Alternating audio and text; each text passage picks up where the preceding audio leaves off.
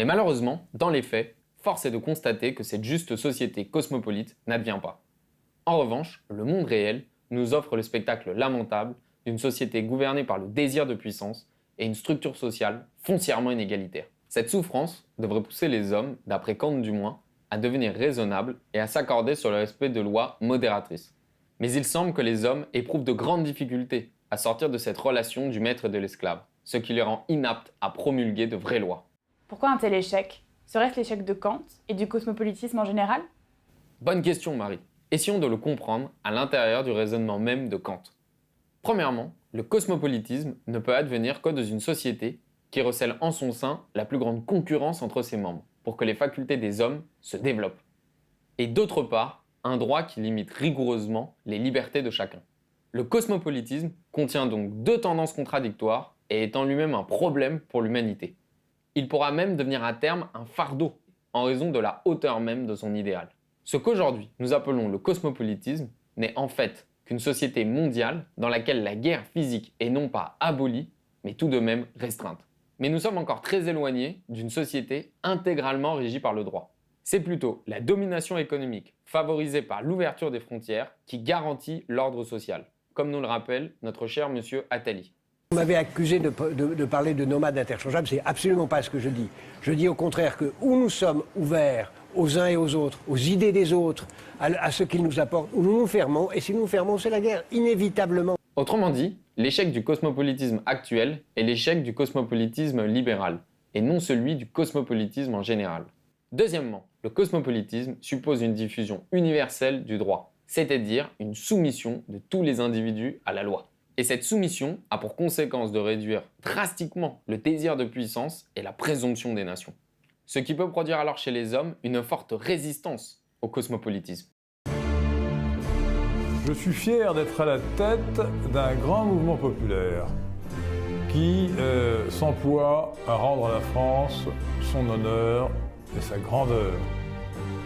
Les cosmopolites ne pourront pas arrêter ce grand mouvement. Enfin, troisièmement, et c'est peut-être là le plus grave, cette soumission ne sera jamais récompensée par l'avènement réel de la société cosmopolite. Car cette dernière n'est en vérité qu'un idéal régulateur. Il est en effet impossible de l'atteindre réellement, car l'homme réel aura toujours besoin d'un maître et tendra par sa nature d'homme à soumettre excessivement son inférieur. C'est pour cela qu'il y aura toujours dans nos démocraties libérales des communautés multiples dans un même État, ainsi que des nations plus fortes que d'autres qui feront tout pour subvertir la loi universelle, en faire un emploi personnel et jouir illicitement du pouvoir qu'elle déploie sur les individus, tout en faisant semblant de se battre pour le bien commun. Et cette subversion rendra dans les faits les institutions en droit cosmopolite peut-être encore plus violentes et plus écrasantes que la domination verticale dans l'Ancien Régime lui-même.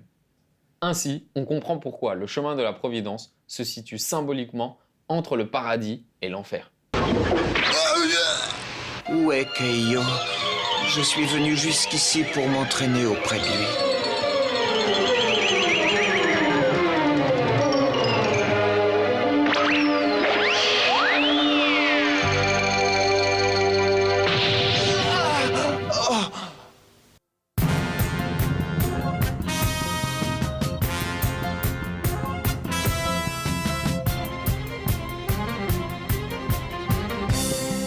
L'homme reste, malgré le passage du temps, un grand enfant.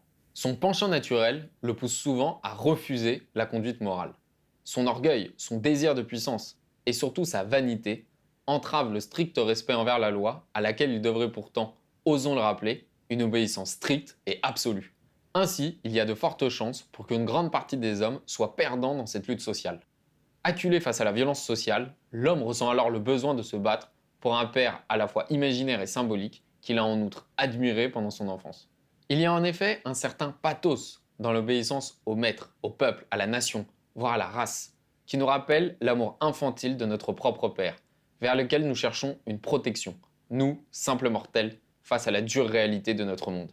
Quelle pitié! Le courage des guerriers de l'espace n'a d'égal que leur stupidité. Ils sont toujours prêts à se battre, même lorsqu'ils savent qu'ils n'ont aucune chance. Et c'est d'ailleurs ce qui a causé leur perte. Je suis épuisé. Je n'en peux plus. C'est terminé. Je ne peux plus me battre. Qu'est-ce que tu as? Tu ne vas pas abandonner? Tu es un guerrier de l'espace, bats-toi! Je ne suis pas un guerrier de l'espace. Vas-tu te taire, espèce de lâche? Comment oses-tu renier ton peuple de cette façon? Écoute-moi bien, autrefois j'appartenais à ce peuple, mais plus maintenant.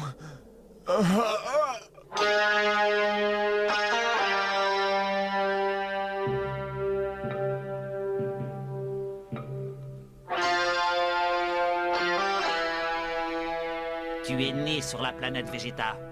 Le sang qui coule dans tes veines est le même que le mien. Tous les deux, nous sommes de la même espèce. Freezer est notre pire ennemi. C'est ce monstre qui a fait détruire notre planète. Et cette planète, c'était la tienne, puisque tu es né là-bas. Tu ne dois pas oublier ça. Est-ce que tu n'as pas honte de capituler devant celui qui a anéanti notre peuple? Où est ta fierté? Tu as raison, je n'abandonnerai pas. Bats-toi pour ton père. Et aussi pour le mien. Le prince Vegeta. Il faut le venger. Alors bats-toi jusqu'à la fin.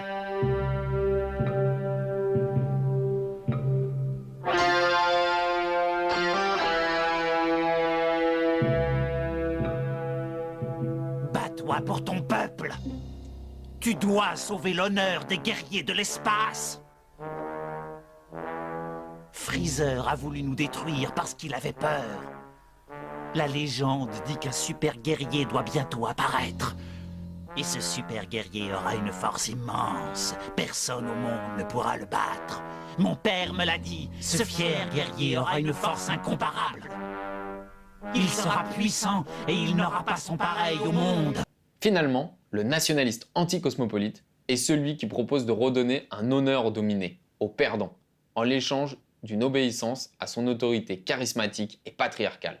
Tout comme certains rappeurs du ghetto français, considérant avoir été abandonnés de la République, c'est ça la République, ont pu admirer dans Vegeta la valeur de l'honneur. Mais qu'est-ce qui se passe? Bouchée double! Oh non, pas eux! Oh non!